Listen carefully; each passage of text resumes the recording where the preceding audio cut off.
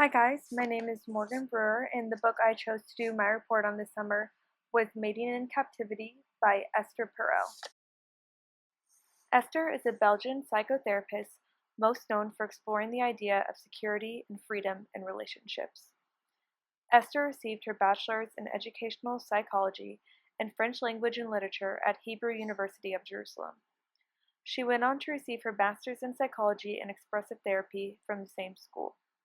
She later came to America and received advanced training in family studies, and published her book in 2006.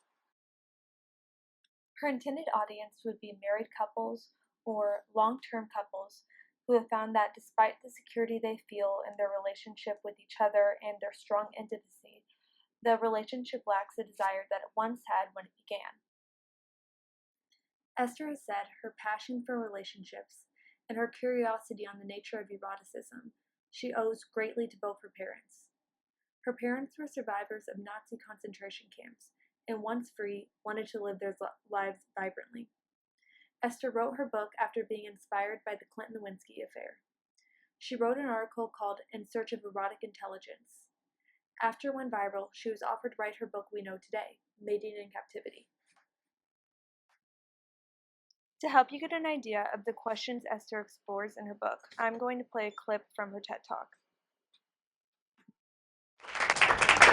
So why does good sex so often fade, even for couples who continue to love each other as much as ever?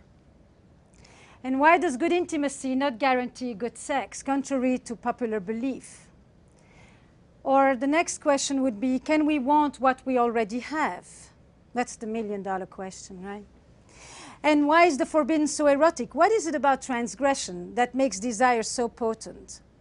And why does sex make babies and babies spell erotic disaster in couples? It's kind of the fatal erotic blow, isn't it? And when you love, how does it feel? And when you desire, how is it different?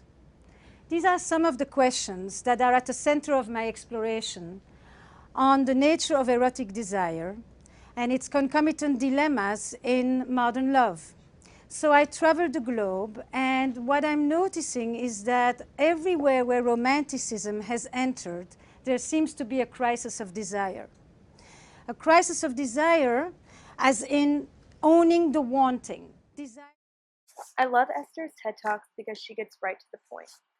She is not afraid of asking the big questions right off the bat. This is also what I most enjoyed about reading her book. Esther's book tackles the challenge of secure love.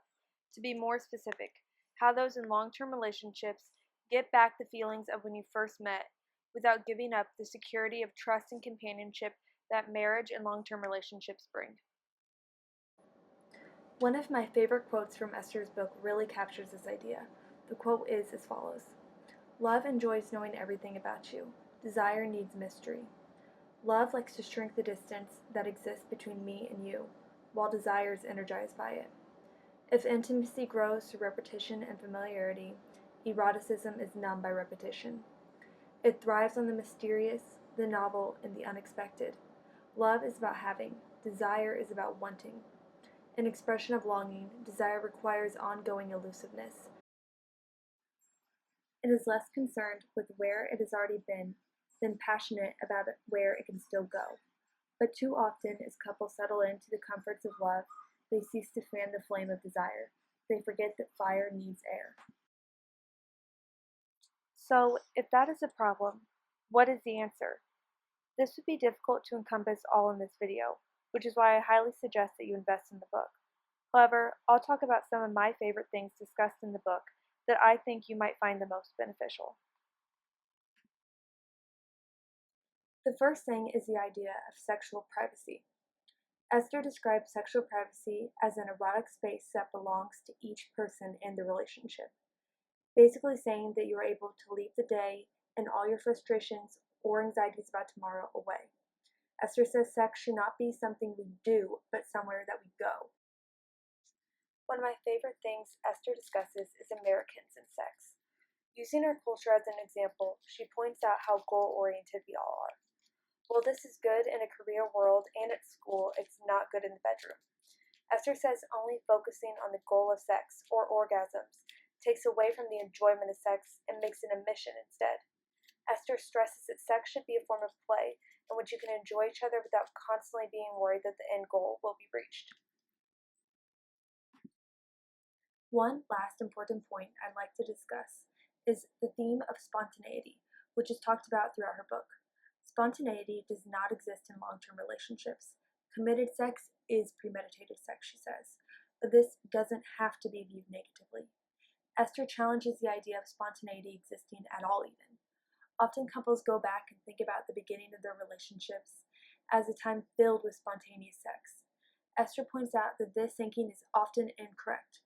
The spontaneous sex at the beginning of your relationship was actually the result of days of planning what you would wear, where you would eat, etc., etc. Esther says sex doesn't have to be spontaneous to be good, and it usually never was anyway. Tying in the book to our class, I would argue that Mating in Captivity's content is consistent with what I have learned about sexuality from this class.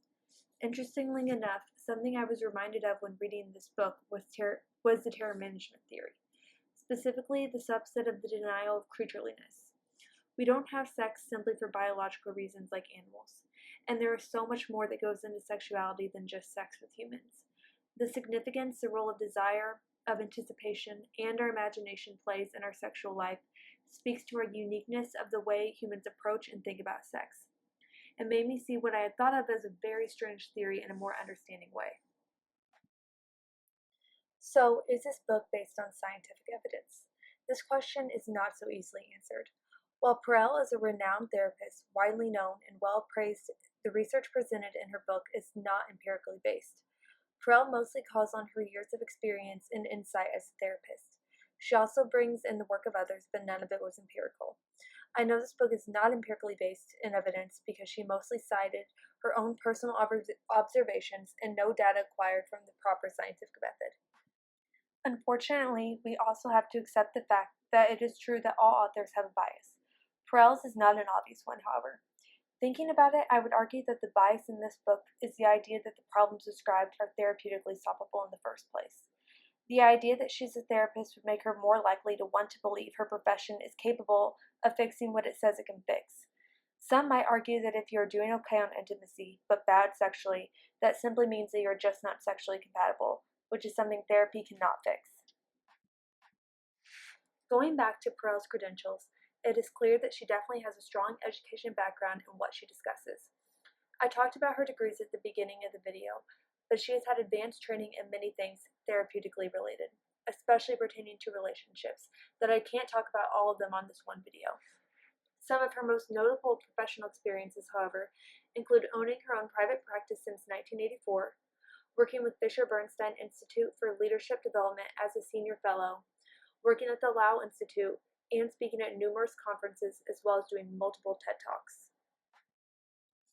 If asked, I would definitely recommend this book to others, whether you are married or not. I have been in a 5-year relationship with my boyfriend, and even I learned things that not only can help my relationship, but also help me understand myself more. Its main strengths are its relatability. The author is well-spoken, easy to understand, and funny. The content is grabbing because people will get it. I've talked to so many of my girlfriends about I wish it was the way it was in the beginning, and even I have had times where I felt that way. Seeing it on paper and realizing it is something that is fixable is something that a lot of people will identify with in the book. It's hard for me to think of weaknesses, but there will always be naysayers. I think a lot of people might have trouble with the controversial nature Esther talks about infidelity in. I liked it because it brought a new perspective to my mind instead of just thinking cheating equals the bad guy. Some might not appreciate this view though and might have trouble accepting it. Overall, I absolutely love the book. I really recommend it to anyone, especially if you felt that you identified with the content matter at all. I don't think you will be disappointed. I would like to thank you guys for listening and have a great day.